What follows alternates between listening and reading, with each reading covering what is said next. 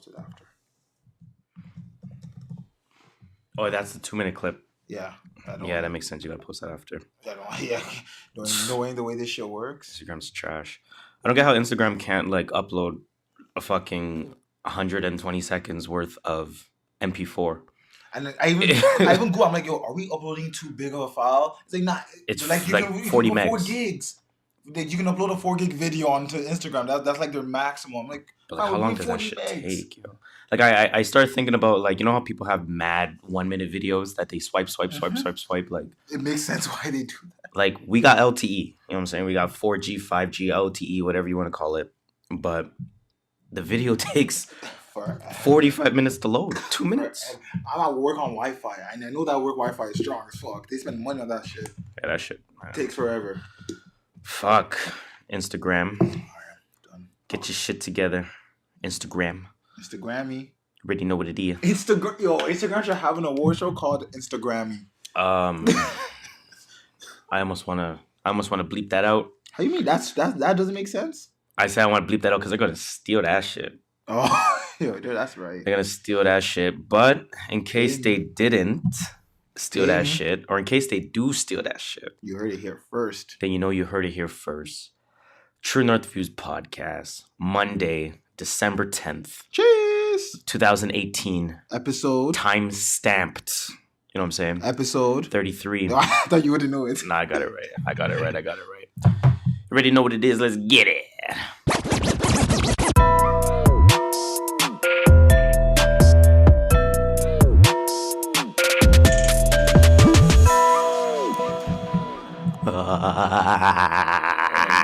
No massages out here. Yo, man, fuck. Do, re, mi, fa, sol, la, ti, do. Do, ti, fa, sol, ra, mi, le, do. Don't step in a booth ever. I'm not even saying it correctly backwards at all. Yo, microphone check. Hello. 1, 2, 3, 4. Hello. Mic 1, 2, 3, 4. Microphone check 1, 2, 3, 4. But that shit still kills me. 1, 2, 3, 4. You already know what it is. 1, 2, 3, 4. My throat's in the garbage. Pause. I'm trash. Pause. My throat's trash. Pause. It's still no days off around here. You already know what it is. True North Views podcast. We are here. For short. Episode 33. Tres. It's that Jesus episode. You know what I'm saying? Jesus died at the age of 33. Salute to Nas real quick. I was reading this news article. I'm listening. And I don't even know, news article. Somewhere in Nebraska, some principal is trying to cancel out any religion, any Christmas decoration related to religion. Good, because religion's overrated. No, but she's like, she didn't even allow candy canes, bro. She's because it's J, and Jesus starts with J. She's like, can't put up Christmas trees because it's religious. That's crazy. Yeah. No Kwanzaa shit. Already know Jesus died at the age 33. Stuff.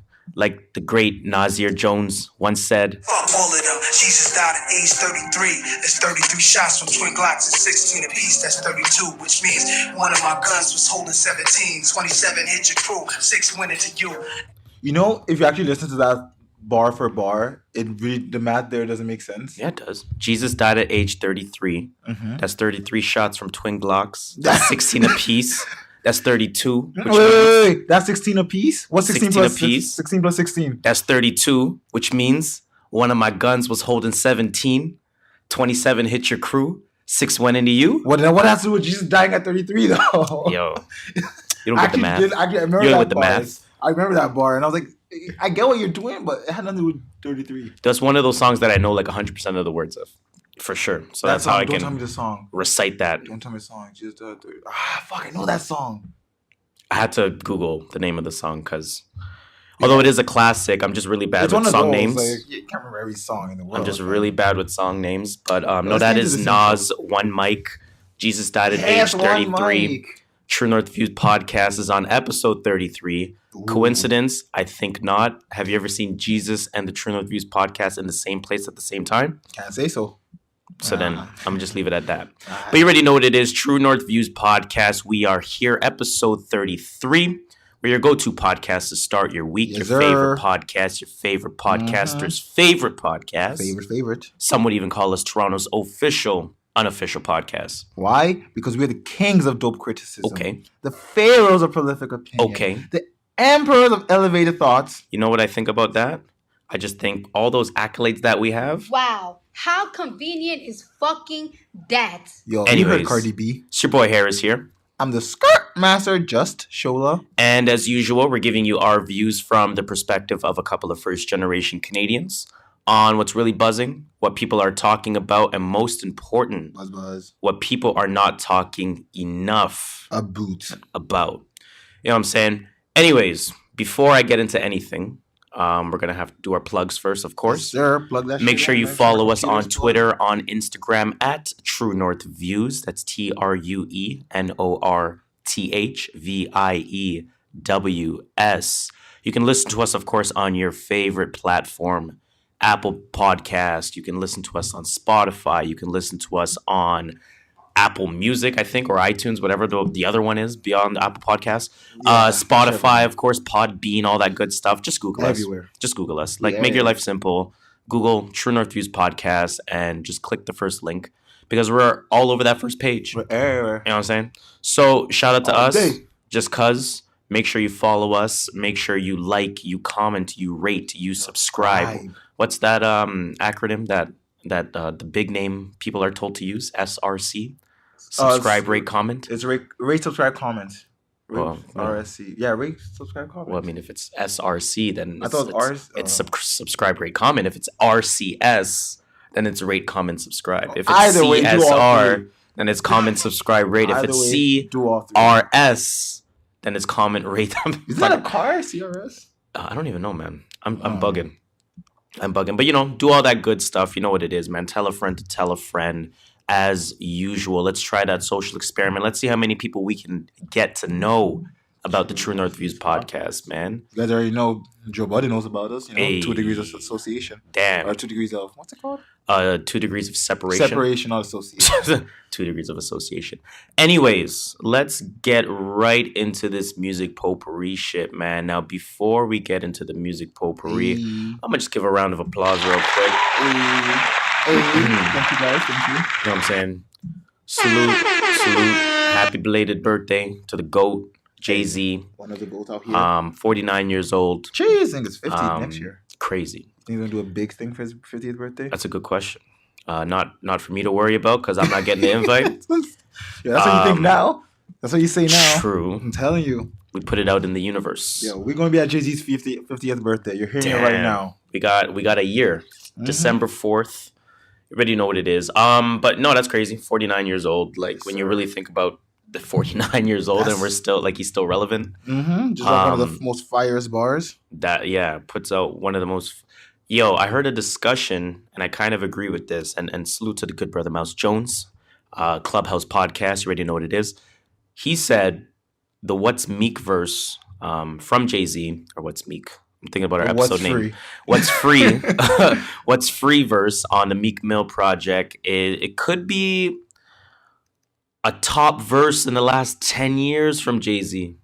I actually agree. It could be one of his that. best verses ever. I think it's honestly in his top.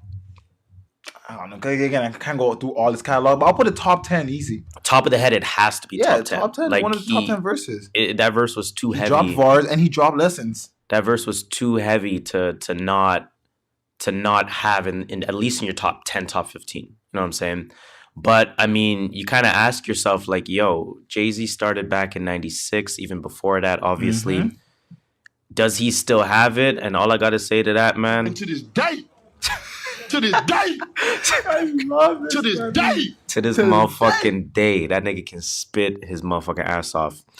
So salute to Hove, as always. Our one and only God. The real God. Jay-Z. Moving on. Mm-hmm. I want to talk about JID real quick. Of course, Jay-Z is my favorite rapper ever. JID is one of my favorite new rappers. You know what I'm saying?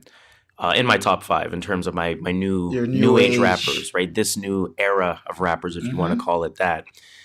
He had some interesting words to say about Dreamville, about TDE. This was an interview that he did with Complex. And basically what he was saying was that, yo, like, we're competing with TDE. You know what I'm saying? I like that. Everybody knows this. Let me kind of read some of the quotes from it. So basically, in that interview, they were asking him, is there any type of grooming that's going on? Do you feel like anyone has a helping hand in you figuring this out? And he said, this is my team. We came into Dreamville situation with the mindset of what we wanted to do. My team is more important than a lot of stuff. We came up with a lot of ideas, yada, yada, yada, yada, yada. Then he basically said, it's always great ideas. We figured this shit out. But realistically, we're really just competing with TDE. They're fire. Jeez.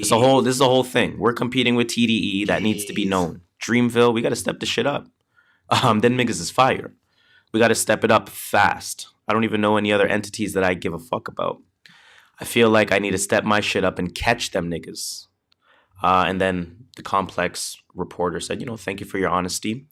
And he was like, everybody knows it, but nobody says that shit. Right? So then the Complex reporter followed up by asking, why do you think people are afraid to have that discussion? Hold up. What discussion? That it's TDE versus Dreamville? Maybe not necessarily TDE versus Dreamville. Maybe more so just TDE being at the top. Maybe TDE being the ones that you have to catch. Oh, okay. Okay, right? yeah, I see As that. opposed to seeing yourself on the same plane. It's like in basketball, like everyone always forgets Golden State is Golden State. Yeah, like, you know what I'm saying? Like, okay, Raptors are first. Okay, Memphis was playing well at one point. Yeah. The Clippers are overachieving a bit. Yeah. But, Milwaukee's playing very well. But it's Golden State. In June, we're probably going to be watching Golden State lift that. Exactly. You know what I'm saying? So I feel like it's kind of along those same lines. Mm-hmm. Okay, makes sense now. So, of course, the reporter asked, why do you think people are afraid to have that conversation? And what he said was, niggas take themselves too seriously. Everybody's so sensitive about this shit. I don't care. This shit's just fun to me. You know what I mean? He's like, I'm not even supposed to be here. Nigga from the 6, Zone 6, not Toronto. I come from a big-ass family, yada, yada, yada, yada, yada, yada. Okay, firstly, I didn't go back and check which episode we said this on. Jeez. That's big on himself again. I think it was about 15 episodes ago. That was a big one. I'm pretty sure it was not. It was... Okay, I can't remember when. I don't think it was 15. 15 was too far. It was probably like 10. I mean, we're on 33 low-key, bro. Oh, that's true. We're on 33. Nah, it was like 18. We weren't talking about it at 18? Dreamville versus TD? Maybe. I don't know, man. Like, we got episodes ago. I'm still thinking we're like in episode 29 or something. Nah, man. We're fucking Nostradamus, man. It is what it is. Like, you did call it. We can't, like... You did call it. We've been, like, yo. You even did the Instagram post. With the think Marvel Civil Alliance. That was Civil War. What? No, that was that post on Instagram. That wasn't the Civil War one? No, the Civil War one was Joe Budden and him. Oh yeah, it was Joe Budden and Eminem. And then I did a Street Fighter post of JID versus J. Cole. Yes, I remember that. Yeah. The Dreamville TDE one. I don't even remember what that post looks like, but we've been saying this. But I want to ask you about that. So, and to me, and I remember we spoke about this. It was a white background. I remember now. It was a white background with red writing that compared TDE to Dreamville. And I would... Okay. Anyways. That wasn't the Street Fighter one? It wasn't the Street Fighter one. But anyways, I'm biased. Of course. Right? I'm biased. Of course. We know this. Dreamville bias. Love JID. Love J. Cole. Love Earth Gang. Love Boss. Cause. Ari Lennox. Loot. Man, they're good. Yeah. So personally, because I know them a little bit more and I have that bias, I see them on the same level as TDE. Oh, fair enough. We know notoriety-wise or public perception-wise, TDE is on top. Yeah, I was going to say that. Right? I would say TDE just because popularity, like you said. So what are your thoughts on JID's comments, I guess, as a whole? I think it's good. It's friendly competition. Like, I want to see, we're going for those N-words heads. We're going for those people's heads. Like, let's go. Like, that's what rap is about. Don't try and be second best. Try and be best. And if you think TDE is the best, get yourself up there. Word. I like this. This is what I want. Some friendly competition. Like you said, it's not. Everyone's going to try and make it a beef. Mm-hmm. It's not. It's just a friendly competition. No, not a beef. Like, you can't look at this as a beef. Come on now. But that's what he said. He's like, what he said? You said it. Like, he's going to say, like, everyone's going to take it so seriously, but it's just fun. He's like, people are too serious. This is just fun. Like, come on, man. We're rapping. We're making money doing what we love. Like, let's really take a look at what we're doing here. Just have fun with it. It's like when You remember when Kendrick dropped that Control track where he dropped like 10 names? Yeah. Everyone's like, oh, he's dissing. He wasn't dissing them. He's like, yo, I'm like friendly competition. Like, it's almost like I'm saying I'm better than you. It's almost exactly like what the Tory Lanez Joyner Lucas stuff. Yes, exactly. Right? It's not like, diss. Like I might say some stuff that might come off rude, but we're just trying to have fun out here. Something tells me low key JID wants to be on Dreamville, man. I mean, not Dreamville. Sorry, Dreamville. I know that was bad. It's all good. This throat, man. This throat. Pause, yo. I'm sacrificing my fucking chords, my vocal cords for you guys. Jeez. Jesus Christ, I'm dying out here. Thank you. Niggas is dying. God damn. Anyways, thank you. Something tells me low key JID wants to be on TDE, bro. He wants a Kendrick feature. Yeah, he wants that Kendrick feature. Wants that Kendrick feature. He should get that Kendrick feature. Like he deserves it. Like they would make an amazing track, just the way that their voices are and the way they kind of play with lyricism and play with syllables and things like that. That would be a crazy track. I really want to hear that. That would be crazy. But I mean, when I remove the bias, you have to agree. You have to agree that TDE is the one to catch. Oh yeah, right? Easily. But again, it's interesting to me because I kind of ask myself, would J. Cole have the same perception? Would J. Cole say we got to catch them? It's not like you can't say let's catch them. I don't know how to say, like, because J. Cole's like up there, you know, he's got to keep it like neutral. Okay, well, I mean, I'm wondering, like, would Boss say we got to catch them? You know what I mean? Like, I don't think they would, but I feel like they should. Right. Just make it friendly. Right. Like. And I think maybe that's exactly what JID is alluding to is, you know, if you're Cole, if you're Cause, if you're Boss, maybe you're not saying we got to catch them because maybe you feel like you're right there. Yeah. Whereas JID is like, I don't give a fuck. Like, I'm going to say that. I'm going to just say it. Like, everyone's thinking it. No one wants to say it. I'm going to just put it out there. So you got to salute him for sure on that. But it is super, super, super interesting that is the perception. You almost wonder if that hurts you a little bit in terms of people now perceiving you as the lower brand because you've said it yourself. You know what I mean? All right. Going into the NBA Finals, I hate to relate everything to basketball. Basketball is, I feel like, it's the easiest way to explain a lot of things. Going to the NBA Finals, LeBron did not think he was going to win. You did not think LeBron was going to win. I did not think LeBron was going to win. But LeBron also can't say, you know... He can say we're not favored to win. He shouldn't say that. He shouldn't even say... Why can't a man speak the truth?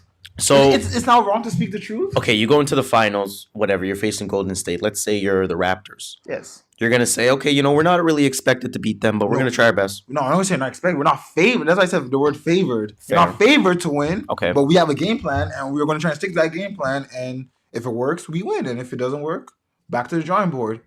Fair. But, like, yeah, people shouldn't be scared. People are always scared to say the truth now because it comes off as being wrong. Like, say the truth if it's the truth. Okay. I'm not mad at that. You're the best podcast in Toronto. Don't at me. Damn. I'm with it. I'm with it. Let me give ourselves what do I want to give ourselves for that, man? Yo, everything, man. We're the best, man. To this day. To this day. To this day. You know what I'm saying? How convenient is that? How fucking convenient. I love that. Yo, that Cardi B one kills me. But no, salute to JID, man. Just at the end of the day, they're two fire labels. They're two, you know what I'm saying? They're both producing great content. Great artist. And I love the depth of both camps. Like, you know, SZA's coming out, for example. Yes. Everyone's waiting for that. It's just because of her throat. How's her throat doing? Pause. No idea. Actually, not having a pause. How is her throat doing? No idea. It's better than mine, I'll tell you that much. They got Mick Jenkins. Is Mick Jenkins on there? No, Mick Jenkins is not. But I wouldn't be surprised if he's next. They do have Reason. You know, he's doing his thing this year. We know that J-Rock did his thing this year. He released a ton of music videos that I haven't even seen yet this year. Oh, yeah. He released a music video for the freestyle. Ton of them. He did a ton of music videos this year. All of TDE did a bunch of music videos this year. Kendrick, we know, is going nowhere. Like that label's like deep, diss, but it's not a diss.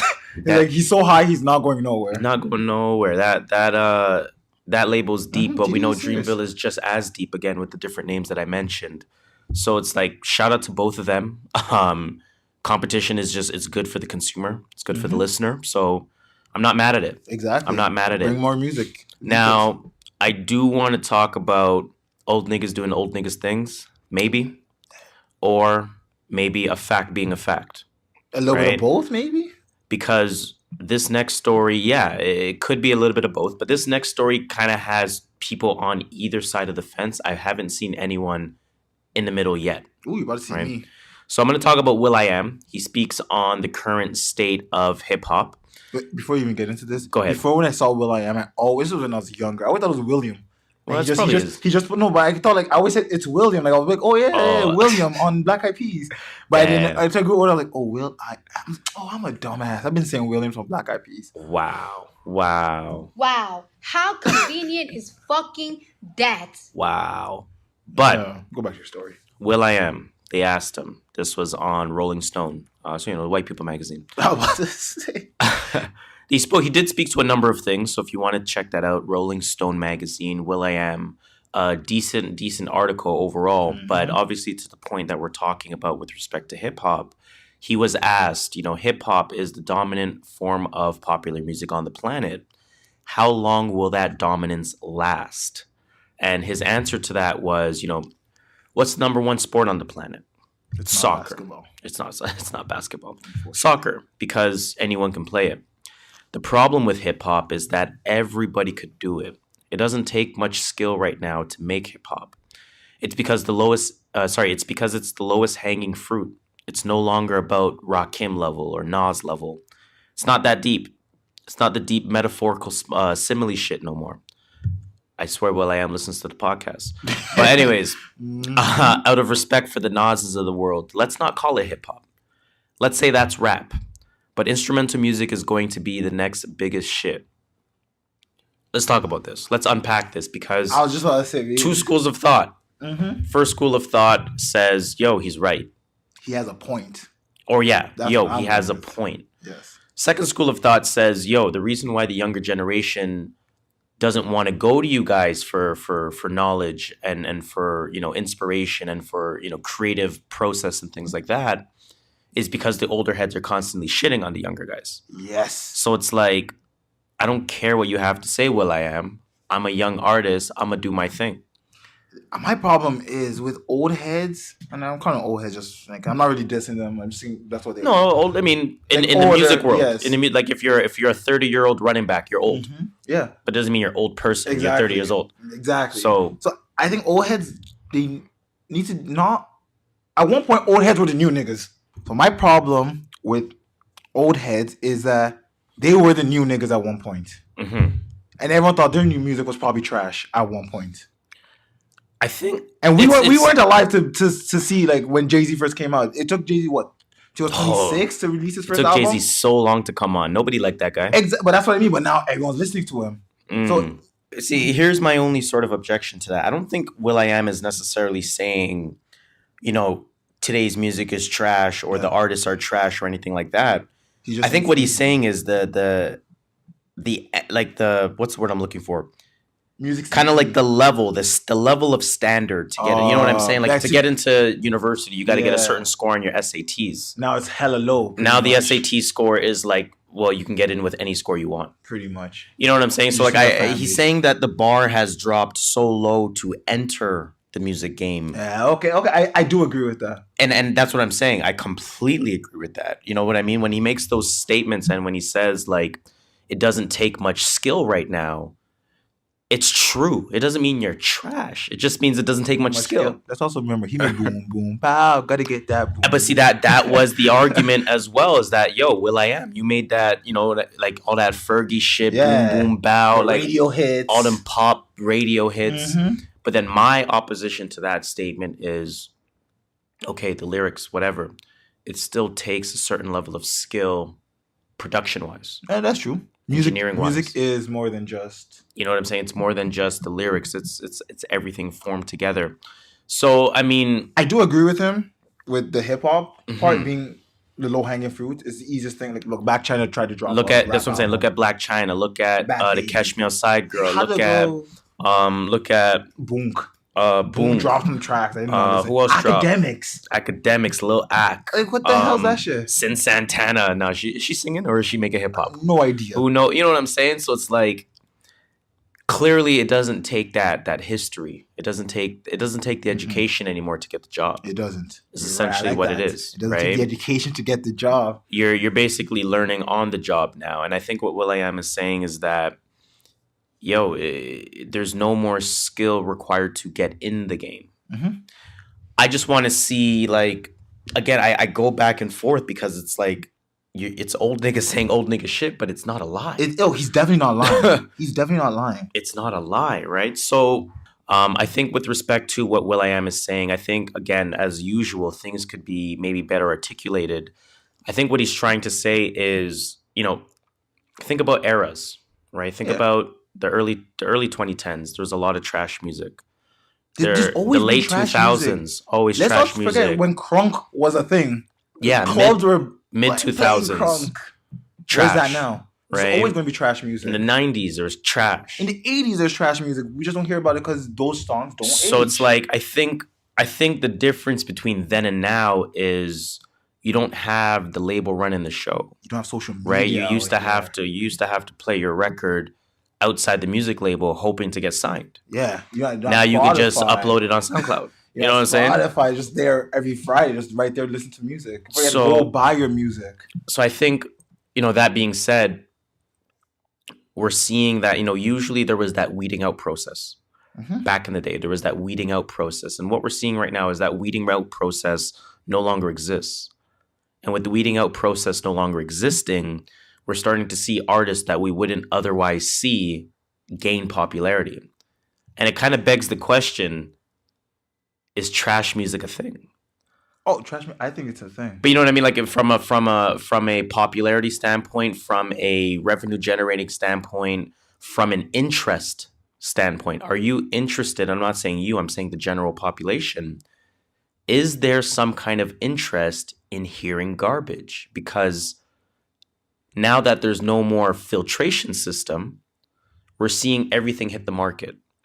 And we're seeing things that stick that wouldn't otherwise stick. So it almost makes you say, well, maybe the label doesn't know what they're doing. No, I think the label knows what they're doing. You know what I'm saying? Maybe the label doesn't know what people want to listen to. And when you kind of just throw everything at the board and something ends up sticking and you end up thinking it's trash, it's making money. Maybe the population knows something that we don't. You know what I think labels are doing, actually? I just thought of this right now. It's because, and I think I've said this before, we used to buy music. Yes. Now, if I go to a Sam the record store, I have $30. Two albums cost $15, or an album costs $15 a pop. There's a Lil Pump album, a Jay-Z album, and a Cole album. I'm not buying the Lil Pump album. No. But because you had to know what you're buying. But because of streaming services now, I'm like, you know what? Let me bump this Lil Pump album. Let me bump it. Let me see how it sounds. That's a stream. Now, exactly. 10 million 15-year-olds do this. Exactly. They're like, yo, Lil Pump's getting us money. That's my biggest issue right now. I completely agree with you. I think that's exactly what the labels are doing. Changed. Labels and streaming services and whatnot, they're allowing you, like I said, they're allowing you to throw everything at the board. That's why I like what you said when you said they just throw it at the board and hopefully one stinks. That's all it is. Boom didn't stink. Oh, Bad Baby will stink. And that's why you find China will stick. That's why you'll see Culture 2 with 1 million songs. Yeah, just hoping 2 or 3 of them will stick. Exactly. That's why you'll see Scorpion with 25 songs because people are still talking about it to this day. Yeah, it is a hot album. You know what I'm saying? I'm not gonna lie. Like people are still talking about the fucking Drake album. Day. You know what I'm saying? To this day. Yeah. Anyway, I could stay on this topic for another hour. I could definitely stay on this topic for an hour. It's always that new nigga, old nigga conversation. But I mean, again, Will.I.Am, I guess, is the next addition to that discussion. It's always an interesting discussion, and we can always go back and forth on it. I see both sides of the coin. Exactly. I am open-minded enough to see both sides of the coin. But I'm also not against the old guys speaking their truth. Oh, definitely not. If they feel it's trash, it is what it is. Anyways, we're done with the old niggas. Let's move on. Done with the old, in with the new. Let's talk about some new music. That was a solid transition. That was a solid transition. Out with the old, in with the new. Give myself a little, look around. Just for a half second. Let's get into some new music now. Relatively quiet week for music. I saw. I don't know if you saw this. Academics posted. These are the projects that are anticipated to come out in December. Which one are you looking forward to the most? None of it. Actually, I was like, I'm cool. Skipping December. It wasn't. I'm done. It was like 21 Savage. I know I saw Offset. I'm done with music this year, man. I'm done. No, I want that A Boogie shit. Give me I don't want a single project to come out for the rest of the year. I just want to listen to music in January. I just want to digest, man. This year has been crazy. It has been, honestly. This is one of the craziest years of music ever. But we still got to listen to some new music. We still got to cover some new music. So what came out and what did you listen to? So I'll start this week off with.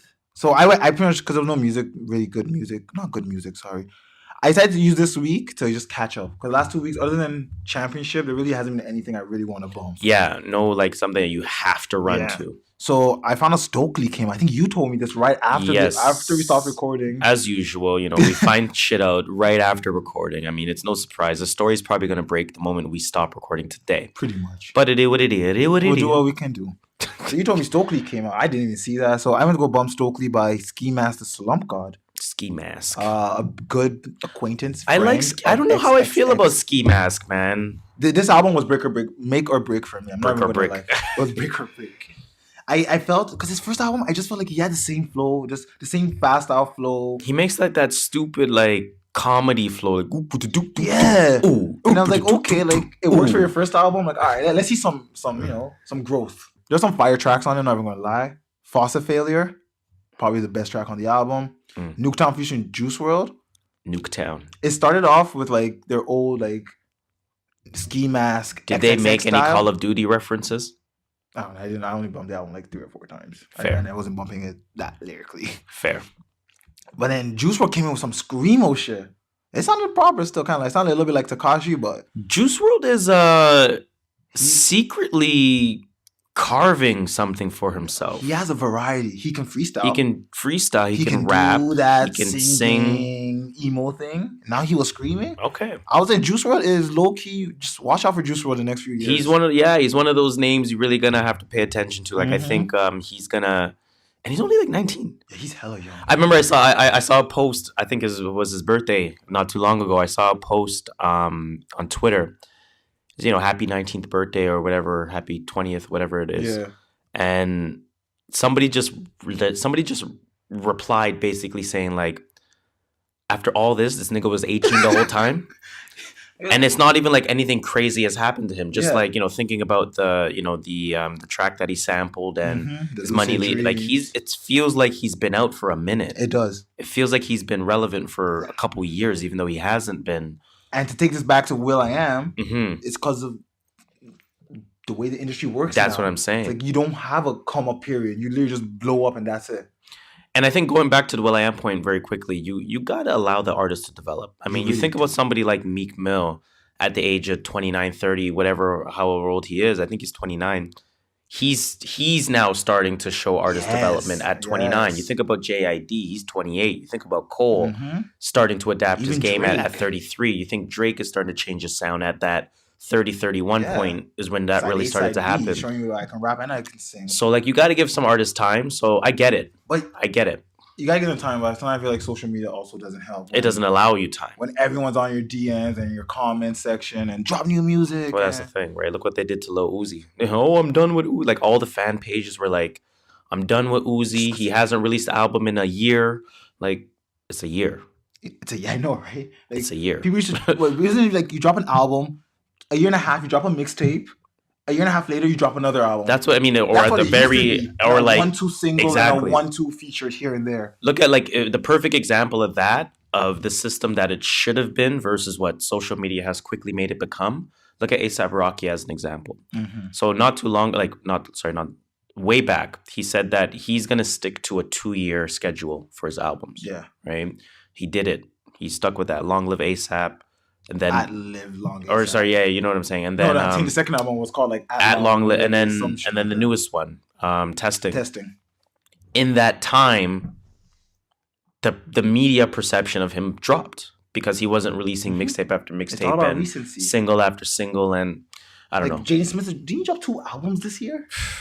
It's low key, but anyways, back to Ski Mask. Ski Mask, yeah. So he also did some singing ski, Not a lot of song? Yeah. Okay. Having a lot of autotune too. Is on Save Me Part 2 and UNI. I think UNI featured some guy named Austin something. Pretty dope singer.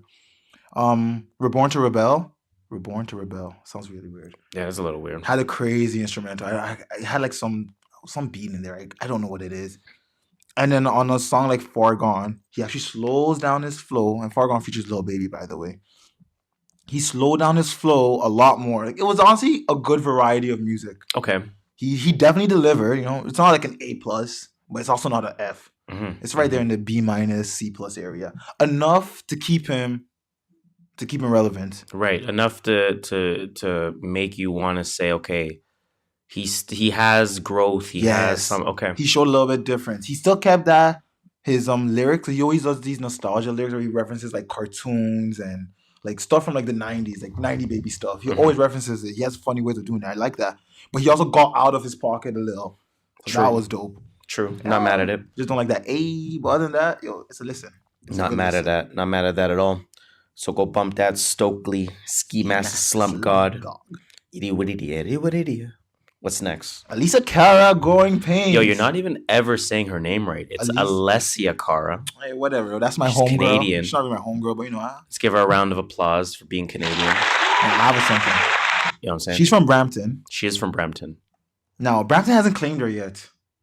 Very interesting. That Toronto's about to claim her real soon if Brampton's not Brampton careful. Hasn't claimed anyone. They claimed Tristan Thompson. They didn't, did they? And then they threw him out after the cheating. They threw him out? What about now? That nigga's putting up like 12-12. What about now? Yeah, he's on a losing team. Hey, man. It's okay. Empty stats. But anyway, back to Alessia Cara. Alessia Cara, Growing Pains. She killed it. Her vocals on point as usual. She doesn't have that like Amy Winehouse vocals where they can hit those high notes. Well, not many people have Amy Winehouse vocals, to be fair. I really wanted... Anyway, I love Amy Winehouse. Like, her vocals her voice. Whew. But she is showing growth in her voice. She's showing that she's only 22. Snow Allegra got that voice, though. Anyways. Amy Winehouse. Ish. Talk today. Yeah, ish. Yeah. But yeah, back to Alessia. She's pushing her vocal limits even further than her first album. I've never listened to a single Alessia Cara song in my life. Probably heard it on the radio. I mean, I have, but like even the one you're singing the other day. Yeah, she has so many songs I sing. Okay, but she is showing. I do think in about 10 years from now, her vocal range will be on that. Like, yo, honestly, man, I don't know, man. I don't know because pop stars have the shelf life of running backs. I'm getting there. This album. She went more R&B than pop. You gotta like for if you want to sound more R&B from pop, you gotta do it the way Timberlake did it. Otherwise, your career is not gonna last. I think it will last. You know what I'm saying? Look how fast Britney Spears fell off. Yeah, but she was pop. Like, she didn't do R&B. Look how fast Christina Aguilera fell off. Those are pop. Like, record labels make their songs for them. They just go to a studio and perform. Fair. Alessia Cara writes her songs. I didn't know that. Yeah, I actually didn't know that, but. That's my only concern is that, again, like, you know, the life cycle of pop stars, it's every 3-4 years. Stop calling her a pop star. Look at Ariana Grande, right? She's still doing her shit. In fact, she's still making albums. She's still making good music. That falls. I personally don't listen to it. Neither but do I. When we think about awards, recognition, accolades, we're going to get to that a little bit later. Ariana's not really priority anymore. Yeah, right. Because pop. And now look what she's doing. Let's think about it. I mean, she's obviously went through a tough year, so I don't even want to. She's not doing it on purpose. I'm not saying anything bad about her at all. I'm not going to bring her down to any capacity. Not but like Eminem. Let's think about kind of her brand at this point. Does she kind of sell music first, or does she sell clapbacks on Twitter first nowadays? You know what I'm saying? Like, that's her persona right now. Is I'm going to clap back on Twitter. I'm going to be vulgar. I'm going to say what's on my mind, and I'm going to release music. So she's doing things to stay relevant. To stay relevant in that sense. That's my only concern with pop stars. So it's like, do you get time to make Growing Pains sound a little bit more R&B-ish? Because by the time your next album comes out, look at Taylor Swift.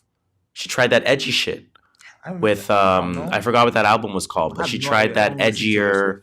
She tried that edgier sound, and everyone was like, "This is not it, Chief," because like the shelf life was just gone. So it's like, nah, man. That's my only concern with this. Pop star. That's my only concern. Even her radio hits were not pop. Like they had pop hints, but they were not pop hits. And if you listen to her first album, it was kind of like half pop, half R&B. This one is more singing. Like Ed Sheeran is not pop, and I'll compare it to a poor man's female Ed Sheeran, like super poor, like hella broke. True.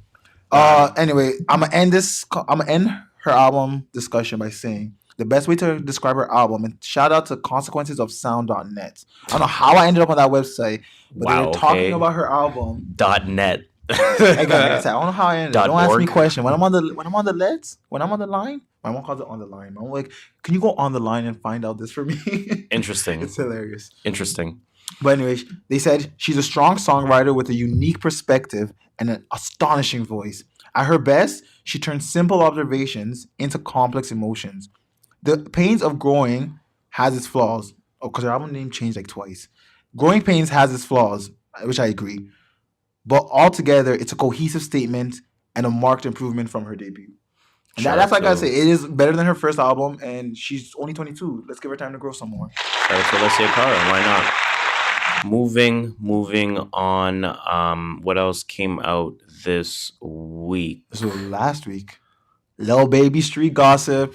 Don't got nothing to say. This is his third project this year after Drip Harder and Harder Than Ever. Saturating at this point. Like, it really is. Whatever. But this was honestly the best one out of all three of them. Fair. Not even going to lie. It featured Meek, Gunna as expected, Young Thug as expected, 2 Chainz doing his old man thing, Gucci on every Atlanta record ever, Offset, No Cap, and Rilo Rodriguez. The last two, I have never heard of them.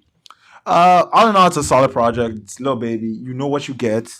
This right here, put him as my Rookie of the Year. Because even though we know the same thing and we're getting the same thing, he still somehow makes it bump. Damn, you're giving the viewers a little sneak peek. Damn, already. Rookie of the Year. Just true that. I only bumped 2 projects this year. Yeah, this year. Sorry, I only bumped 2 projects this week. Your Spotify said you only bumped 14 songs. I bumped a project called Champion. That is spelled Champion with an A, as opposed to ION. It's IAN. And that is by Ian Kelly. And obviously you can tell why it's spelled Champion as such. Now it makes sense. I know, I just got it as I was reading it right now. But anyways, that was a little short project. It was 9 songs, 27 minutes. Cool project. Just cool project overall. That's from Jamla Records.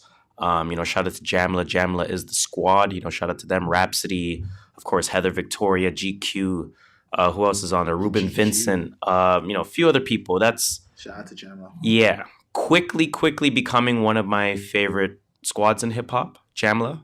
So I'm definitely checking out for their music now. I'm starting to look out for their releases. I'm glad I came across this. This was a cool project, like I said. Nothing. I mean, again, I hate to compare artists. I really do, but obviously you want to just get a little bit of a sense of what it sounds like. So that's really the only reason why I do that. It's a little, and I hesitate to say this, it's a little Kendrick-esque in terms of how his actual voice sounds. Right? Like one of like plays with it a little bit, but I mean like just his actual voice, like just the way he sounds. Also, that's almost like that's his actual voice. He's not like trying to. Well, it's almost like JID in that sense. Okay. So JID, although it is a lazy comparison to compare him to Kendrick because they don't rap alike at all, you can kind of see some of the resemblances with his actual voice, himself. Just forget just the voice itself, in addition to how he actually plays with his voice, is kind of Kendrick-ish. Ian Kelly, a little bit like that as well. I gotcha. Right? So again, that project was cool. My favorite track on that one, let me actually just pull up the track list as we speak here. It's funny because I was trying to look it up on Spotify, and they're giving me some like generic ass looking Ian Kelly, white like boy looking. Yeah, but it ended up playing like the right album somehow. But anyways, I like the song called Do Something. That's the last song of the album. Do Something. I like the song as well called Storytelling. That's another good song for sure. But again, overall, it's a cool project. Jamla Records, they're clearly starting to make that splash in the game. That's you right there. Their charge is led by Rhapsody, of course. And she's one of the top 5 rappers in the game, period. No cap. Male or female. No cap. You know what I'm saying? So that's all I really have to say about that. Go check that out. Champion, Ian Kelly. That's Champion with an A. Quick convo on Rhapsody. people need to listen to Rhapsody more. People need to listen. Like I always tell people, like you guys don't know female rap until you listen to Rhapsody. Layla's Wisdom was one of the best. No offense to Cardi, but you gotta go listen to Rhapsody. Well, Layla's Wisdom was Grammy nominated. Again, we will talk about that later. People don't. This year was nominated for this. Last year. Okay, last year. It wasn't. And it was one of the best projects of 2017. Super slept on. You know, she's on a bunch of the Jamla records this year. Sojourner featuring Cole, just all the Jamla records in general. She's super dope, man. She's super dope. Do you think she needs to like feature on like on an A-level celebrity to get that A-level buzz? At least get that buzz talking about her. Like go on a. Let me finish. At least go on a Cole track, maybe, or go on like. She's on a Cole track. Sojourner. Yeah, like a Cole track on his album. It's fine. Like go on like a Kendrick track, like one of those tracks. But the thing is, I don't think she needs to. I think she's in the space. Her peers are the Kendricks and the Coles. But she doesn't care about. But no one's like what I'm trying to say is like a simple commoner is not comparing her to Kendrick or Cole. But we're in an era where that doesn't matter anymore. Yeah, right. We're in an era where megastars no longer exist. The last megastars are Drake, Kendrick, and Cole. But they're going to exist though. You can't say a megastar. Who's the next megastars in hip hop in this generation? Uzi. Uzi's not a megastar. Uzi's going to be a megastar. No, he's not. Yes. He's not. Like there's going to be megastars. Like megastars are like like A-list celebrities, like a household name. Like I could walk into my house and say, "It's not my mom." But like like. But that's my point. There's no more megastar. The megastar era is done. Nah, I don't believe that. There's always going to be megastars. Rhapsody don't need to aim for that. There's always going to be the Instagram 10 million followers or whatever 600 million followers. You don't need to aim for that. But Rhapsody doesn't need to aim for that. That's where the money's at, though. It is what it is. It is what it is. But yeah, no. Again, that's a dope project. Like I was saying, Champion by Ian Kelly. The only other project I bumped this week was that Gucci project. So that's Evil Genius, Gucci Mane. 18 songs, 50 minutes. I started bumping it and I saw it was 18 songs. Yeah. So then I kind of just skipped a few and went to a few. I'm not going to lie, man. I started bumping it. I was just like, this is just... It's typical Gucci, right? It's typical. It is typical. 2 tracks in, I was like, it's Gucci. Don't get me wrong. It's not bad, but it's Gucci. It's definitely typical stuff. I mean, I started liking the project at the 21 track. Well, no, I mean, the project's okay. I do like the whole project. It's okay. Yeah, but I mean, the 21 feature is super hard. 21 obviously bodies. You see that tweet he sent out? Like, damn, I forgot to drop my album today. Oh, yeah. He forgot to drop it, so it's delayed by 2 weeks. Nah, that's obviously a lie. Okay. Of course, you know the record label controls your music drops. NBA Youngboy. His feature was hard, so that... I didn't like it. It felt like such a Migos flow. That was called Cold Shoulder. I didn't like that. I felt like such a Migos flow. No. That shit was hard. I was like, no. That shit was hard. 21. Not 21. NBA Youngboy. I know you for more. Father's Day was another track. That one had a crazy beat on there. Definitely a standout song for me. And I guess it's hard for Gucci to have a standout song with no features. So for Father's Day to be a standout track, to me, that's kind of saying something. And then finally, that Kevin Gates track. So that track is called I'm Not Going. Yeah, Kevin Gates bodied. That was kind of it for music for me, man. Yeah, that was it. Like, I don't even really know if we can ask what was your new music release of the week. I really don't think so, man. Anyways, man, let's get into that Grammy talk. Let's get right into the Grammy talk, man. Let's get it. We know the nominees were announced. So for the Grammys, obviously, we're going to only pay attention to the categories that have Black people involved in it. I actually did not see that comment. I don't know why that's fucking funny. Shit. I mean, let's be real. Let's be real. That's basically what's going to happen here. Agreed. You know what I'm saying? I'm not even fighting. I'm going to just pull my list up real quick. Yeah, what list do you want to start at? I want to start with... So basically what we're going to do is this. With the nominees being announced, just very quickly, we want to talk about who should win, who will win, who shouldn't win, well, maybe that goes along with who will win. Because usually it's the person who shouldn't, right? Well, I mean, like, because then you see a name and like, how did you get? I know exactly what you mean. And then, of course, we'll mention if there's any obvious snubs. Snub. I mean, in the order of the screenshots that I have, I'm gonna start with Album of the Year. Album of the Year. There's Her, with her. There's I don't know who Brandy Carlisle is. Neither do I. There's Drake. There's a Black Panther soundtrack. I know who There's that Casey is. Musgraves. I don't know who that is. Sounds Post familiar. Malone, Cardi B, Janelle Monáe. Who should win? So first of all, I'm gonna say I only bumped like 4 of these albums. I'm gonna say I bumped like 2 of them. Cardi's, Drake, Post, and Black Panther soundtrack. I'm thinking. Sorry, I'm thinking in my head. That's why I went quiet there. No, I'm doing a dramatic pause. Who should win? Who should win? Who should win? Based on this list. Again, this list is her with her, Brandy Carlisle with really By the Way, whole list again. Drake with Scorpion. I didn't say properly last time. Various artists with Black Panther the album, Casey Musgraves with Golden Hour, Post Malone with Beer Bongs and Bentleys, Cardi B with Invasion of Privacy, Janelle Monáe, Dirty Computer. I'll throw it to you first. Who should win? Fuck, you're trying to. I see what you're doing. I'm not trying to take the heat first. Who should win? I actually do think, based on this list, I think Cardi B should win. What? I think Invasion of Privacy did the most in terms of notoriety, talkability, fair enough, social presence, how long the songs lasted. It feels like she had a song in every season that popped off. You know what I'm saying? So True. Her album was still getting radio plays. Her album is still getting radio plays. And it's not just one song off of the album, like a Post Malone as an example. It's 3, 4, 5, 6 songs off of the album, right? So it gets radio plays? For the Cardi B? Really? Oh, 100%. Like if I look at the track list, where that go? So we think of, okay, Bickenhead, mad plays back then. It did. Bodak Yellow, say less. Be Careful, say less. I Like It, say less. I like it like... Oh, actually, that still bombs. I'm not... You know what I'm saying? Bartier Cardi, say less. They're playing that song. You know what I'm saying? Yeah, that's true. You're right. So, yeah. That's right. I would say Cardi should get it. Who do you think should get it?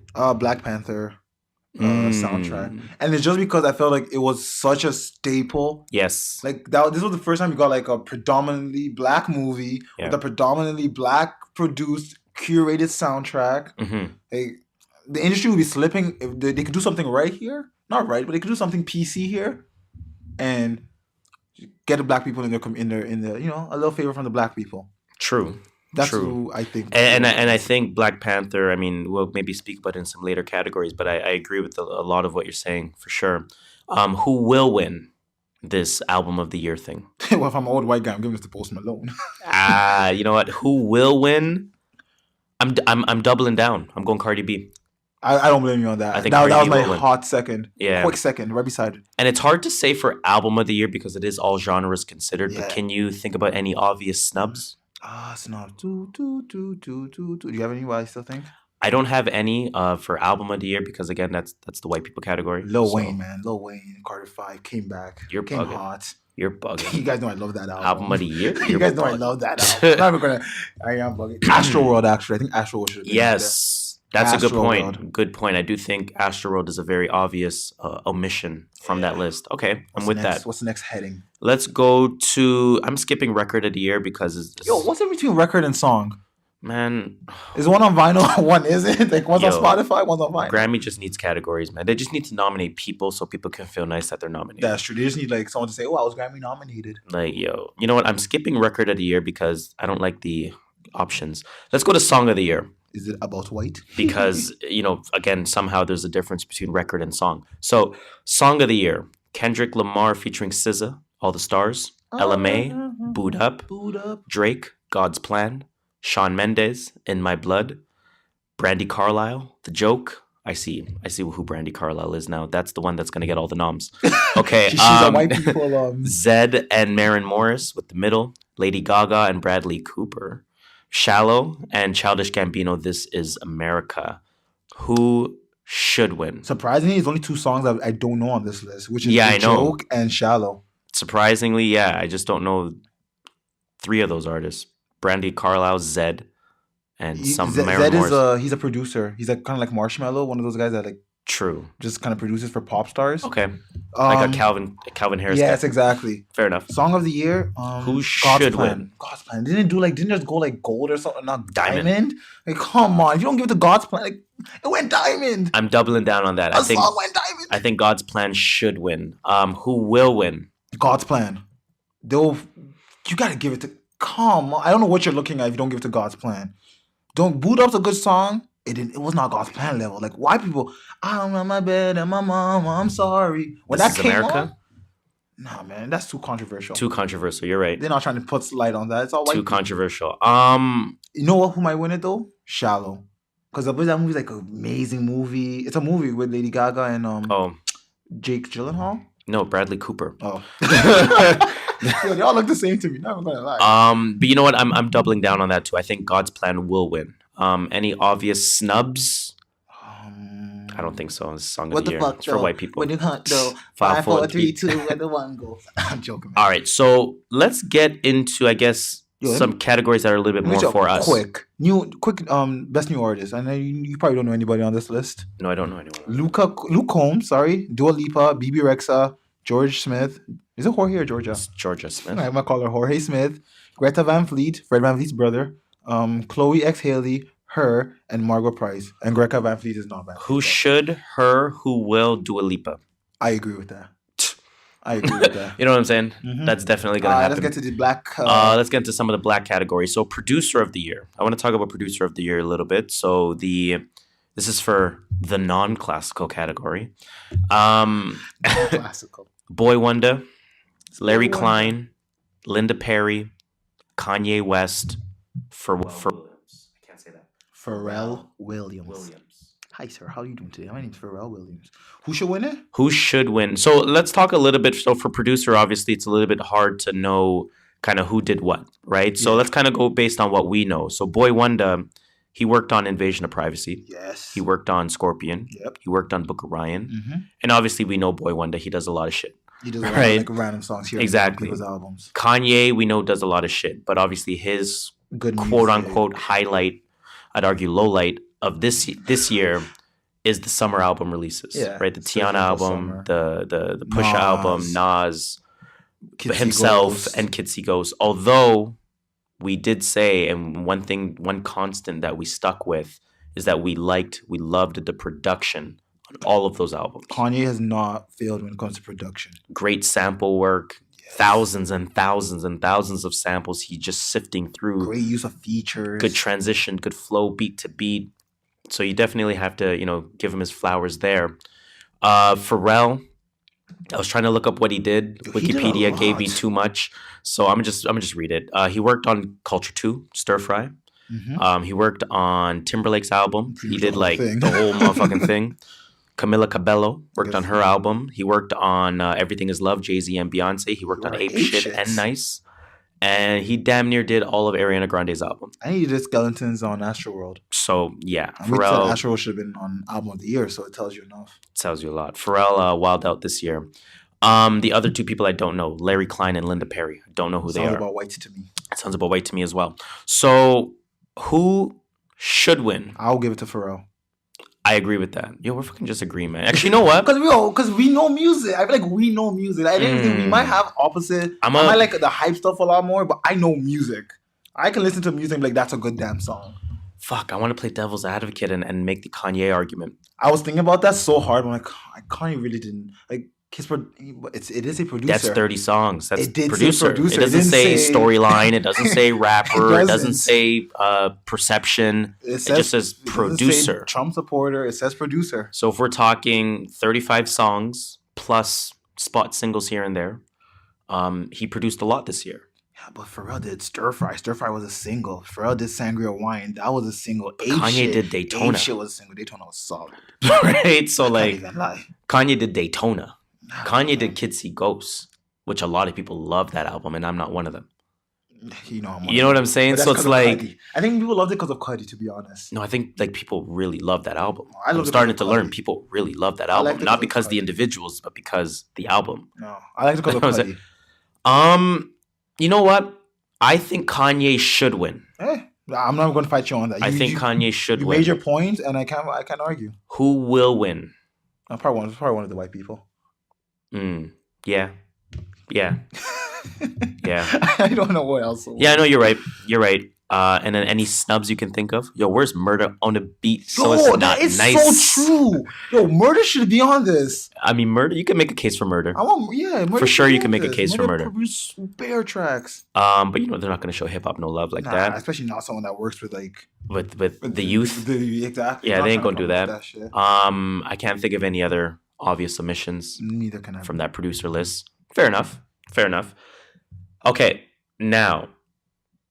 Is there any other categories? Yes. I was just trying to find the difference between rap song and rap performance. And rap record. And yeah, okay. No record, so best rap song. So let's spend a little bit more time here because I want to have a good discussion about this one. Best rap song: Drake, God's Plan, Kendrick Lamar, J-Rock, Future, and James Blake with King's Dead. Eminem with Lucky You featuring Joyner Lucas. Travis Scott, Drake, Big Hawk, and Sway Lee with Sicko Mode. And J-Rock featuring Kendrick with Win. This is a really good category. This is a great category. I don't think Lucky You should have been. I think they're appeasing a certain audience. I didn't like Lucky You that much. I think Lucky You deserves to be on that list. I mean, I'm not going to say it's one of the best songs this year because I do think there are better songs. So it shouldn't be on the list. If there's other songs that you think shouldn't be on the list. But again, it's almost like nominating people for basketball awards, right? Like, that's true. Kyle Lowry is technically in the MVP conversation. I see what you're saying. But like, let's be real. He's not really supposed to. There's other players that could be there. You know what I'm saying? Okay, so that's kind of how I feel about that. So I'm gonna let you start this one. Who do you think? Because I honestly can see like three of these guys. I can see a ton of these songs winning. Who should win best rap song? I'm thinking out loud. I would do the doop doop doop, but my throat is all fucked up, so I'm not gonna do the whole Jeopardy shit. Thank you for that, by the way. I'm gonna give it to Win. While you think, I'm going between two songs, and I'm gonna. I want Win to win. I think God's Plan will win. Let me answer two questions there. Okay. I think God's Plan will win, but I want Win to win. Win. Imagine a song called Win. Wait, want is kind of your shit, kind of. Okay, yeah, that's right. Like who I think should win? Yes. Win. Who I think will win? God's Plan. Let me put it that way. I'm stumped. I'm actually stumped on this. And you don't think King's Dead stands a chance? Like, you don't think King's Dead is ahead of Win in that sense? Honestly, miss me with that bull. You know what I'm saying? Like, I personally just like Win. That track had all of the first half of the year. It really did. I'm not arguing with you. No. That's why I said if I was to pick a winner, I'm picking Win. Sicko Mode took over the second half of the year. Sicko Mode did that. Sicko Mode. This is tough. That's why I said I see all these songs winning. I think you're right with Lucky You. I think it is the odd man out. It is gone. We're not even looking at Lucky You. I think for the sake of the awards, you have to look at Win and King's Dead as the same song. Yeah, that's why I gave it to Win over. So now I'm stuck between three songs: God's Plan, King's Dead / Win, and Sicko Mode. You gotta put Sicko Mode and God's Plan because you're not gonna two Drake songs. Yeah, they're not gonna. So you gotta pick one of those two. That's really what it came down to. Sicko Mode or God's Plan. I picked God's Plan. King's Dead or Win. I picked Win. I went Win against God's Plan, and I like Win personally. I'm ready to take out God's Plan from that discussion. I won't fight you. I'm ready to take it out of that discussion. Yeah, I think it's bigger than just best rap song, and I think that's why. I think it's more of a song of the year type of discussion. That is, right? You know what? I like that because it's not like the best rap song, God's Plan, but it is it's a good song. You know what? Who should win? I think Sicko Mode will win. I'm gonna go with Win. I'm gonna go with Win as well on who should win. Who will win? I'm gonna say Sicko Mode. You know what I thought was Sicko Mode? Because Travis is not nominated for a lot, but they're going to try and slide him something. Then again, it is the Grammys, bro. They do some weird shit. It is the Grammys, our thing. We're thinking logically right now, but let's quickly go through this one because I don't even know how this is a real category and how it differs from best rap song.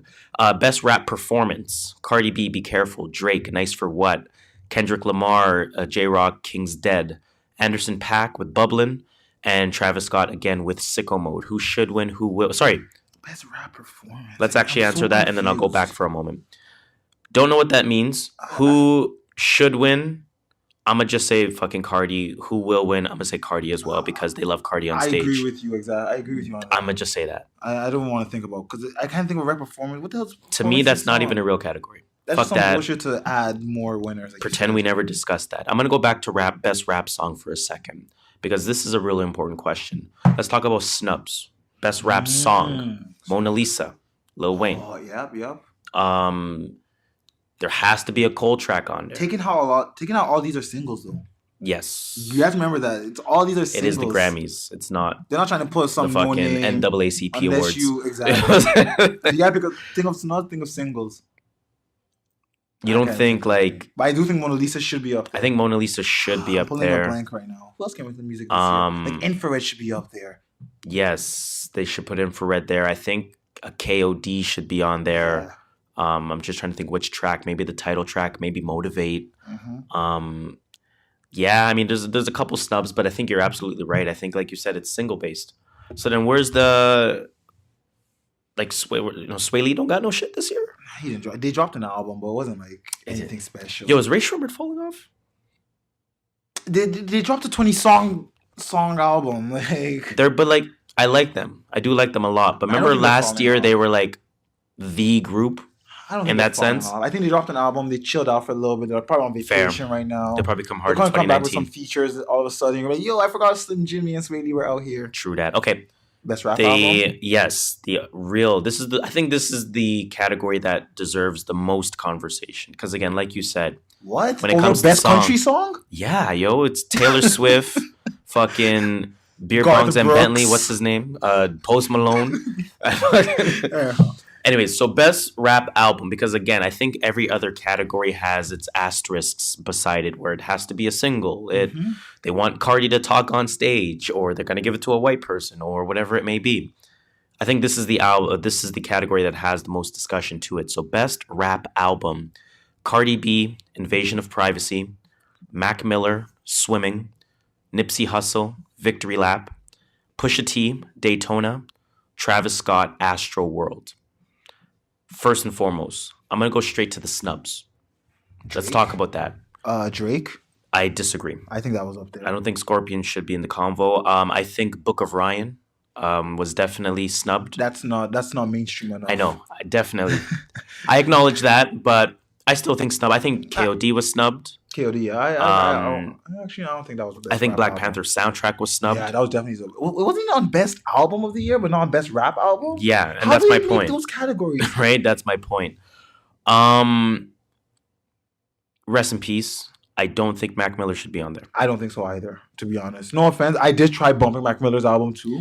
Don't get me wrong. I actually like it. But I could not get into it. I actually like it. I went back, I listened to some of it, and I do like what I hear. I can enjoy it. I absolutely enjoy that album, but it's not best album, not best rap album. It's almost distasteful for the Grammys to do this. You know what I mean? It's not like they're trying to please. Like they're trying to. It's distasteful because these are the artists that I saw a Mac Miller interview. I think it was from 5-6 years ago, something like that. And it was like, where do you want to be in 5 years? And he's like, at the Grammys. Right? So he had that stage. He had that performance. He had that presence to be recognized by the people at the Grammys. And it takes him passing away for you to finally give him some flowers with a nomination. You know what I mean? Yeah, so like it's almost like they're doing It's a little distasteful. I'm not a fan of it. It's almost like what the BET Awards did with Triple X. It's I get it. But I don't like it. It's the views. It's for the views. You guys they see it as a business first. Yeah. They don't see it as anything but money grab. I think J-Rock was criminally snubbed here. I think that criminally snubbed. Where is Redemption on this list? I don't know. I don't think Redemption was album of the year. I think it was a very good album. I don't think it was album of the year.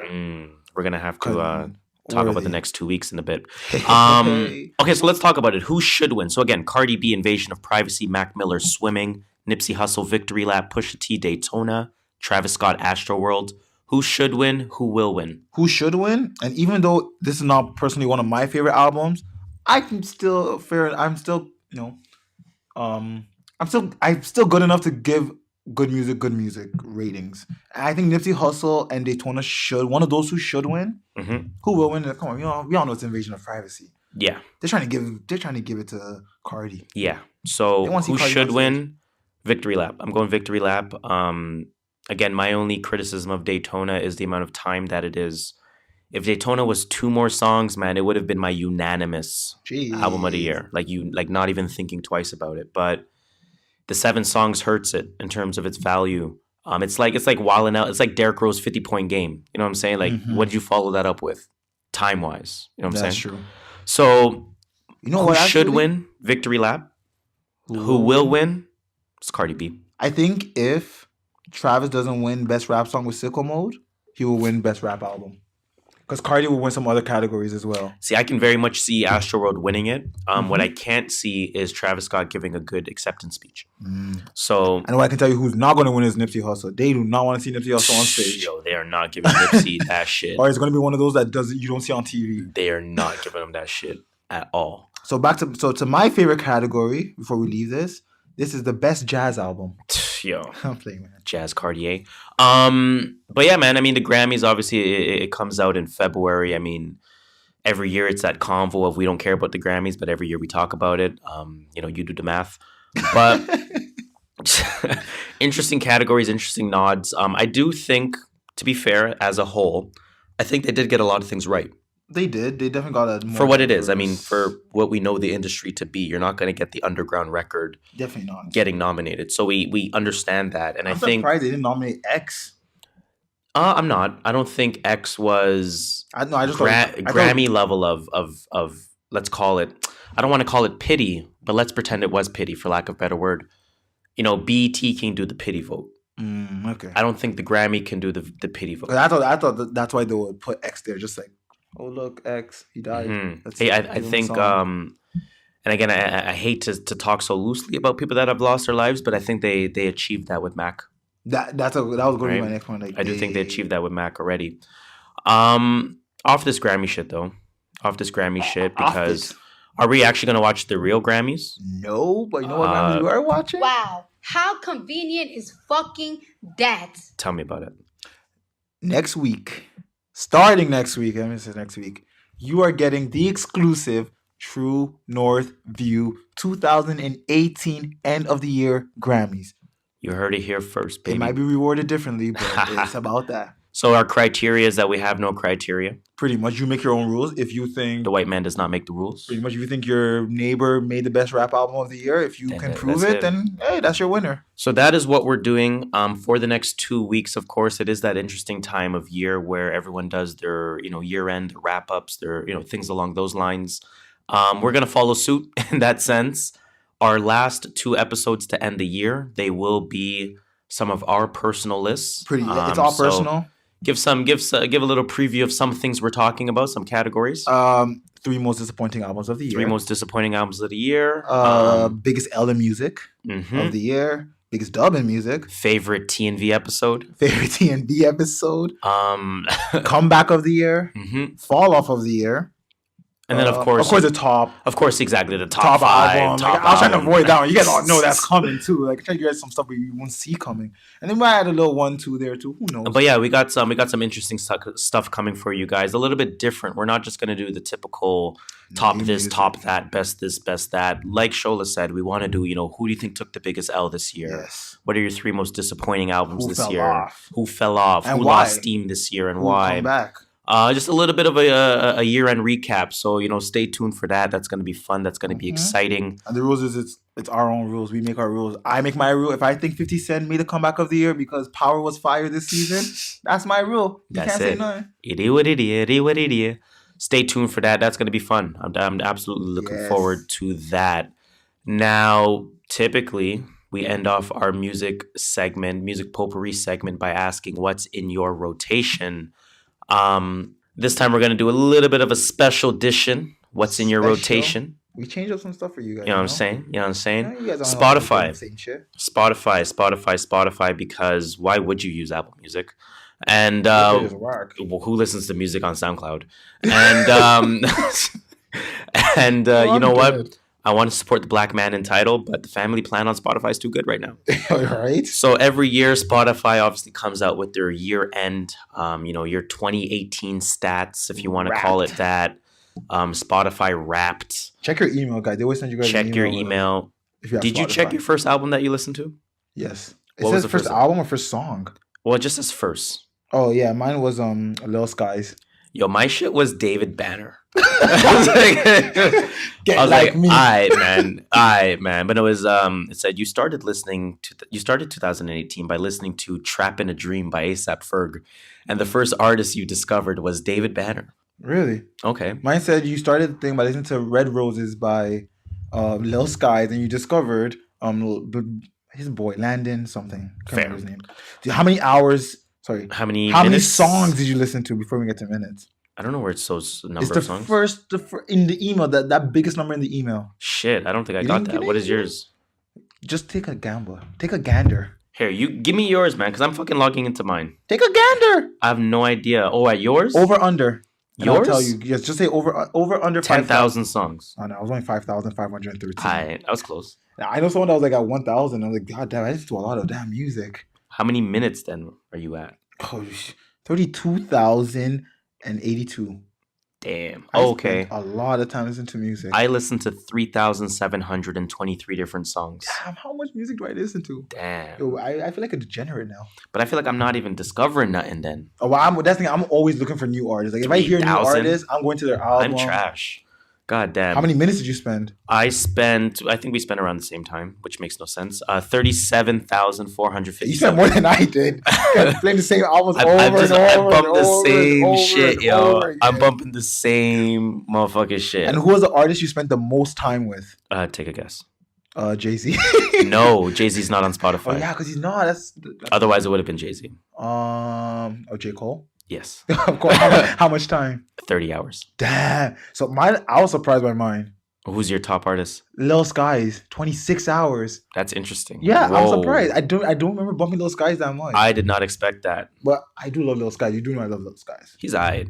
Hey, he is, but I love him. Aight. Top 5 artists. Top 5 artists. Mine is actually so easy to guess, and I'm surprised one person is not on this list. J. Cole. Dylan. J. Cole number 1. All right. Kanye West number 2. Okay. Pusha T number 3. Not surprising. Earth Gang number 4. Surprising they're that high, but not surprising it's you. Kendrick Lamar number 5. All right. I'm surprised JID's not on that list. He's probably number 6. Probably. But yeah. What are your top 5? Lil Skies, Juice WRLD, Drake, sense. Okay, Travis Scott, and Killy. Killy made your top 5, eh? I was bumping Killy's first album. I know you were fucking with that from early. Shout out to my Toronto artists. Even my top songs, 3 of them are from Toronto artists. Solid. Top songs: Southside by Lil Bert, No Romance by Killy, Yosemite, Travis Scott, Look Alive featuring JB Blockboy, Drake, and Northside by Lil Bert. Yo, you gotta salute that for fucking having that Toronto connect, man. Honestly, so I'll give you that. I'll give you that. What's your top songs? My top songs are hilarious. My top songs are killing me. KOD. My first top song is Motivate. Okay. by J. Cole. I love that song. Like, when that song comes, the amount of times I play that song repeatedly, I'm not surprised by this. Can you guess my number 2? It's a KOD song, isn't it? It's not a J. Cole at all. It's not Dreamville at all. Win. Money Longer. Money Longer. No Uzi? It's Money fucking Longer, bro. You bumped that song that much. Money Longer is number 2 on my list. I'm going to go straight to number 5 on my list for a second. It's High Roller, the song before Money Longer. Because I don't ever listen to Money Longer first. I have to listen to High Roller, There's then Money Longer. I do that too. Like, I need to listen to the it has to transition. So, Motivate, Money Longer, Never by JID. Never been shit, never had shit, never knew shit, never out, never do shit. You know, but never been shit when you had it. Then Brackets by J. Cole, and then High Roller, like I said, by Lil Uzi. That's a solid playlist. I'm not mad at that. I'm not mad at that. The top 100. Did you see any surprises? Top 100. So let me look at my top 100 list. I was surprised when I was listening to it because let's assume it's in order, which we don't think it is. I don't think it is because it doesn't even match top songs. Yeah, that's true. That's a good point. Although one did in mine in this case. Mine, I had Yosemite number 1. I had a couple of interludes on there, and I'm like, yo, why do I have interludes and albums? I know. I'm like, yo, why is this on? Like, why is this number 72 on my list? What the fuck? That shit don't make sense. That's Lucky Margella. Surprisingly, I thought I bumped him last year, but I guess I bumped him this year a lot. My first song was "If You Know, You Know," And I was like, what a perfect way to start a list. Not even bad at all. What a perfect way to start a list. Has some little skies. Blue Laces too. I like that. Nipsey Hussle. But yeah, let's talk about some surprises that were in here. Let me go. What's Up Now by Lil Barrett. That was really high on my list. I did play that song a lot, but towards the end of the year. I didn't think it would be. I was surprised I had a lot of older songs, a lot of non-2018 songs. I had a lot of like 2012 Ross. I had a lot of like 2016 Uzi. I had a lot of like, even Kendrick with the Good Kid, Mad City shit. I had a lot of Good Kid, Mad City on there. I had some Rhapsody, Layla's Whisper. Oh shit, yeah, shit. I had some Aminé on there. I was a little surprised by that. I had Marvelous Day by Lil Uzi Vert, Gunna, and Cap G. That came like 2 years ago, I think. Some of the selections were a little bit disappointing because I felt like I had only listened to the song twice. A few times, yeah. And that's I'm like, I thought so too. Why is it on here? And it's like number 32. Like, why are you there? Like Gotti by 6ix9ine. I played that song a few times, but not enough to be on. Like, I know I've played 100 songs more than I've played Gotti by 6ix9ine. Did you bump your entire list though? Like, no, I've been bumping that since Thursday. Oh my god, I bumped that shit. Like, it was just bringing me back to when I was like driving to work. And so as you were listening to it, I don't know if you were like, did you look at your list before you played it? Did you just play it? I just put shuffle. I wanted to be surprised. Oh, you went shuffle. I wanted to be. Wow. At first, I went in order, and then I went shuffle 10 songs later. So what was kind of the first moment where it was like, what the fuck? Just in any sense, what was like either what the fuck this is on this list? What the fuck I forgot this was out? What the fuck? Whatever. It was What was your B.I.D. by Tory Lanez. That was your first what the fuck moment? Like, what the fuck? I bumped this song this much? Like, it's on this list? And that's when I went to shuffle. Because I'm like, all right, now I got to shuffle because I really want to skip a song. My first what the fuck moment would have been, I'm just skimming this as I see it. My first what the fuck moment would probably be Narcos on Culture 2. Migos? Yeah. That's funny. Because I was like, yo, Culture 2 came out this year? I didn't remember it came out. I was like, when it started, get money like a narco. And I'm like, whoa, what the fuck is this? Why is this even on my list? But I remember bumping that shit back then.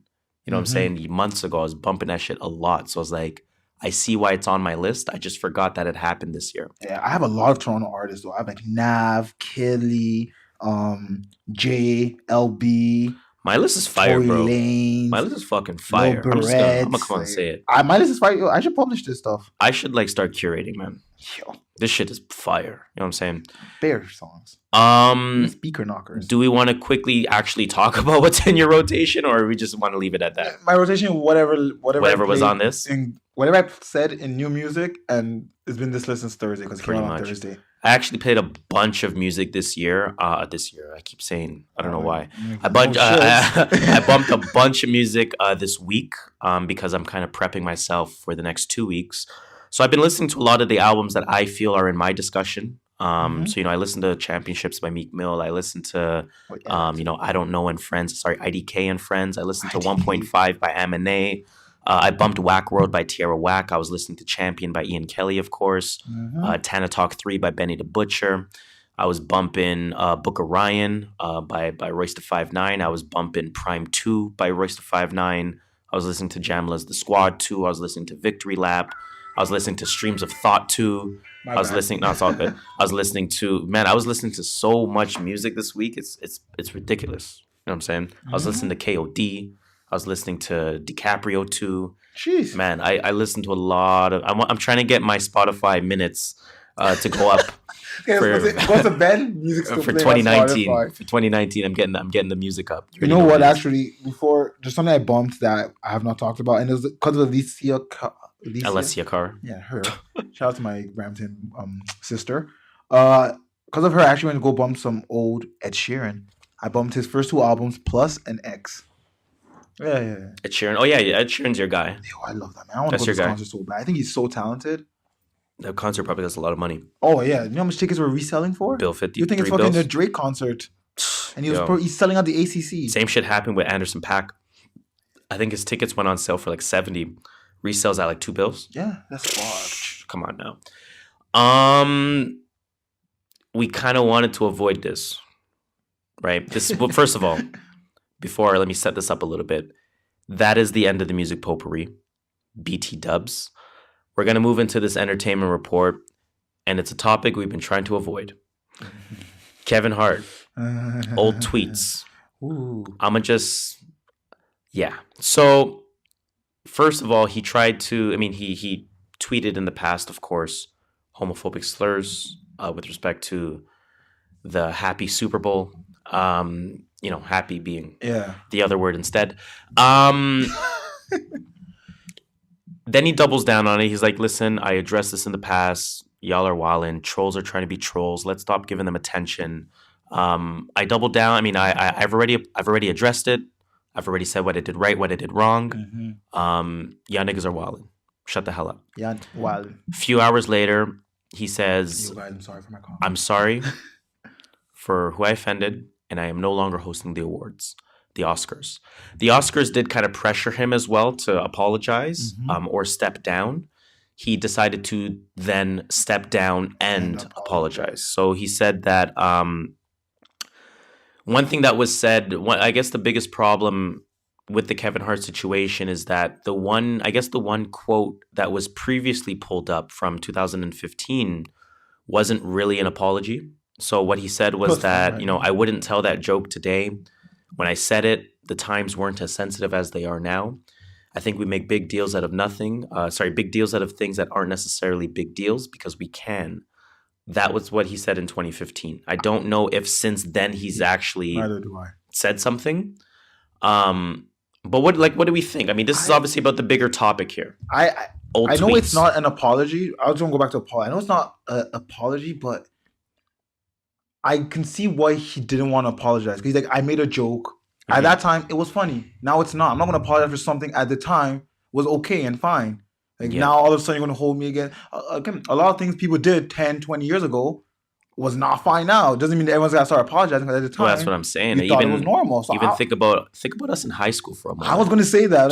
The way if we had social media the way we have it now, we'd all be done. Yo, we have no careers in the. We'd all be no done. Career in entertainment. In anything, in anything, we'd have no career. You know what I'm saying? Because, and I think you're absolutely right. Like, you have to think about the times, and I'm trying to empathize. I am trying to empathize because I am not part of the LGBTQ plus community. I'm not part of that community, so I can't fully understand the way they would be able to fully, the way that they truly feel. Just the same way that two white people can't talk about racism. Exactly. It doesn't make sense. I understand where you're coming from. They don't know how, they don't know the true feeling of what Black people feel in that discussion. But I try to empathize by asking myself, okay, if somebody made a joke about Black people years ago, and, in 2015, they said, well, I made a joke. I wouldn't tell that joke today because people are mad sensitive. Then in 2018, they say, hey, listen, I've already addressed my joke about Black people. I'm not apologizing. I've already addressed it. Shut the hell up.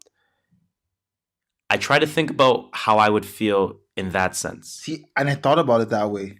And here's the difference between racism and homophobia. 10 years ago, white people were still not allowed to say the N-word. But we were saying the F word like it was nothing, like it was water. 20 years ago, white people were not allowed to say the N-word. 100 years ago, white people were still not allowed to say the N-word. Or maybe racism ended by that. I'm not really slavery had ended by that time. But they're still not. It's like racism, it's a deeper. I don't say it's a deeper problem. They're not both. And it's not even to compare. We're not comparing, but it's people know what not to say for racism 2 years ago. Okay, I think I know what you're trying. I think what you're trying to say is that the rules, if you want to call it that, the rules of what's acceptable and what's not acceptable has been implemented recently with respect to racism for a long time now. Whereas within the LGBTQ plus community, we just started getting woke now. We as a society are just starting to learn. Okay, this is not acceptable. This is not right. Things along those lines. Yeah, like I said, 10 years ago when I was in high school, I thought about two words I always said, and I was like, good thing no one recorded me. Yo, so high school was wild. We were wilding. So should he step down for his old tweets? I mean, him stepping down, I agree with the step down because it's his own decision to do so. Yeah. His reason for stepping down, he said he didn't want to draw attention to him as opposed to the actual show itself in that sense. So I agree with that. right? I do agree with that. I think he made the right decision by stepping down. Should he have stepped down? I'm going to say no in terms of should he have. I don't think it was either step down or, you know what I mean? Like, yeah, I know what you're saying. Like, I think it would have been. They're giving him an ultimatum. Like, exactly. I think it would have been fine. Stand your ground. I think it would have been fine for him to still host it. I personally think it would have been fine. I think so too. These are statements that were made in the past. He has apologized for it. Yeah, no, and he has. Again, there's two schools of thought. One school of thought says, well, when it's brought up, don't be insensitive about it. The other school of thought says, well, how many times is it going to be brought up? Hey, that's exactly what I was going to say. You can't say don't be sensitive, but eventually I'm like, can we get over this? Right. Like, all right, guys, I made a mistake in the past. Have you? And that's my biggest issue with Twitter. Yes. Like, everyone acts like they're all clean, high and mighty, clean. No, come on. Check their timeline. Like, if you were a celebrity, you will probably be in worse stuff than some people are doing. So, and speaking of timeline, because, oops, I played the wrong clip. But people were kind of talking about that. People were kind of being like, yo, again, there's two schools of thought. Like, yo, how can we just flame this guy for something that was said in the past when he's already been apologetic for it? They pulled up the tweets on Amy Schumer. They pulled them up. It's not surprising. They pulled it up. What she tweet? I don't like her already, so everybody hear her more. Go and look. Amy Schumer, 2012. Oh, it's probably deleted now. It's not deleted. I'm looking at it right now. It's not a screenshot? I have a screenshot. No, I'm saying just in case. They probably deleted her social. Really? This is on the twits. Damn. This is on the Twitters. Okay, all right. November 11th, 2012. Amy Schumer says, "Enjoy Skyfall, rags." And it's the word that rhymes with rags, and it starts with an F. "I'm about to get knee deep in Helen Hunt." I don't know what that means, but anyways. See, I don't get her humor. Yeah, she's not funny. But anyway, she used thank God, I'm not things that way. Yeah. Kevin Hart said is a gay Super Bowl. Right? Mm-hmm. That's what Kevin Hart is being blasted for calling, I think it was the Oscars. Yeah, something like that. Some award show. It was around the Super Bowl time. Something. He called something the gay Super Bowl. Maybe. Yeah, he called something the gay Super Bowl because it's around the time the real Super Bowl is out, right? Amy Schumer said, "Enjoy Skyfall, mags, bags, rags, pags." You know what I'm saying? Yeah. Yo, so go ahead, flame her.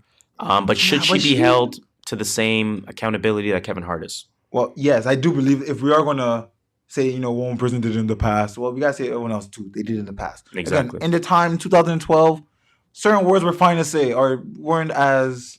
They weren't as problematic because we weren't as aware of the problematicness of it. Mm-hmm. Yep. So, and now we're more aware.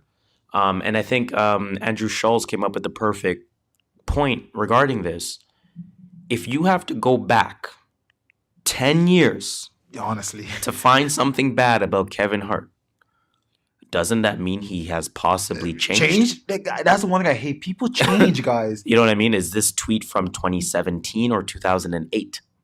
My tweet from 2008 does not describe who I am right now. Exactly. I was a totally different mindset at that time. Allow people to change. People grow. You to dig up old things on them when they're showing no signs of that behavior today. Exactly. It almost goes back to the hip hop thing as well. Allow people to grow. Allow people to find their sound. Yep. Allow people to. I mean, look how positive Kevin Hart has been. Oh, you know what I mean? Starting networks, getting black comedians on.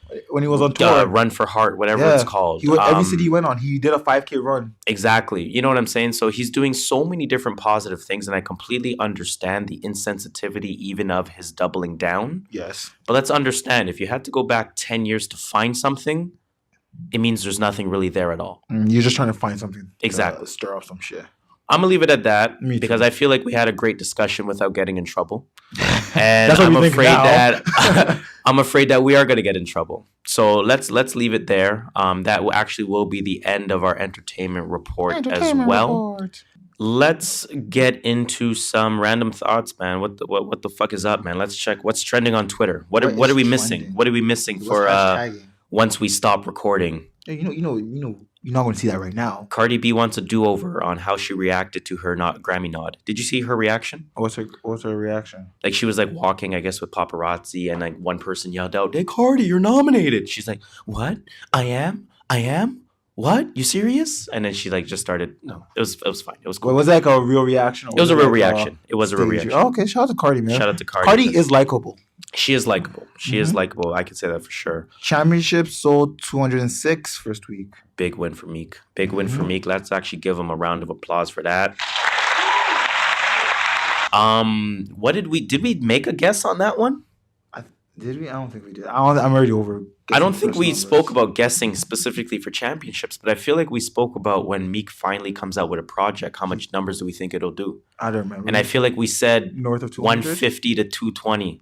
Shout out so we were there. We were there. Shout out to us. We know Meek's audience. We know Meek's audience. Kyrie, you don't know if you saw what Kyrie said. So he was talking about the woes in Boston. He said, we all wanted to win individually. We all wanted to win on our own terms. When you have individual talent, I think that can sometimes get in the way of what's best for the group. And I think we're finally starting to get past that.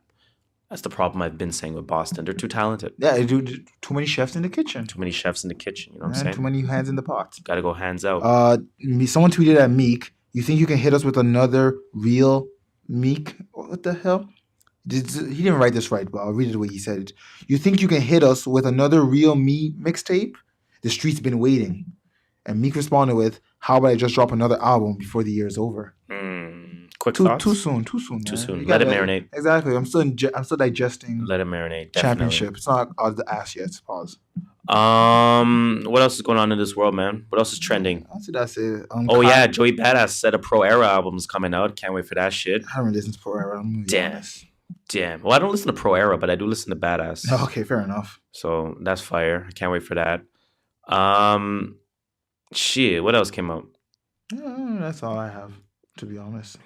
I actually think ain't not much. That might be all I have as well. You know what I'm saying? Yeah, man. Cue it. Why not? Incredible Hulk music. / Titanic music. We should really get a soundbite for this. Why do they keep on doing it every week? We should. I just thought about that right now. Like, why don't we just press a button and... Oh, are you into this Blueface guy? No, I think just next to Tekashi that someone paid academics to promote. Is he actually that nice? He had a little bit of buzz prior. I don't know, man. He had a little bit of buzz prior to Ack starting to post him, but you are noticing Ack is posting him now. Yes. So they paid Ack bag. And that Blueface is done. He's ruined. You don't do shit like that. He's ruined. You've attached your name because he actually did have a really good offbeat flow going, like almost like that E40-ish. I'm not going to compare him to E40 because 40 is a legend. Yeah. But that E40-ish, you can even argue Jay-Z to that extent because Jay-Z does go offbeat pretty often as well. But I thought he had something going, but somebody called him an industry plant the other day. And I'm starting to believe it. Well, where did he come from? I've never heard of Blueface. I'm starting to believe it. I think I might have heard of him. I think he's from before. Oakland. Well, I don't know. I'm not checking for him. Yeah, I'm not checking for him. I'm cool with that. Anyways, my bad. I ruined our whole outro, man. Fuck it. So please cue that again. The end of the... But you know what I mean, man. You know what it is.